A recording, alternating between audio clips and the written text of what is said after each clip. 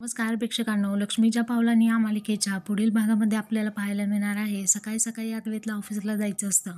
अद्वैत अगदी तयार होत असतो आणि तयारी करत असताना आरशावरती कलाची टिकली लावलेली त्याला दिसते आणि ती कलाची टिकली अद्वैत बोटावरती घेतो आणि म्हणतो की हाच तो तिचा वेंधळेपणा. अगदी कामामध्ये कोणत्याही परफेक्ट नाही आहे. हिचं वागणं हे असं वेंधळ्यासारखं आहे. याचाच मला खूप राग येत असतो. तिच्या या वेंधळेपणामुळेच कला आता अद्वैतला म्हणते की ठीक आहे चांदेकर, अरे बायका करतात असं. म्हणजे जेव्हा कधी कधी बायका केस विंचरतात ना, केस विंचरल्यानंतर त्यांच्या लक्षात राहावं की टिकली इथे जवळपास आहे, त्यामुळे त्या आरशाला लावून ठेवतात, त्यात काय एवढं. तेव्हा अद्वैत म्हणतो की गप्प बस, काही उगाच लॉजिक वगैरे शोधत बसू नको. अद्वैत कलाच्या कपाळाला ती टिकली काढतो आणि स्वतःच्या हाताने तो टिकली लावत असतो. कला म्हणते की अरे चांदेकर, मी सांगितलेलं जरा ऐकत जा ना, उगाचच लॉजिक शोधत जाऊ नको. तू कधी ऐकलेच का?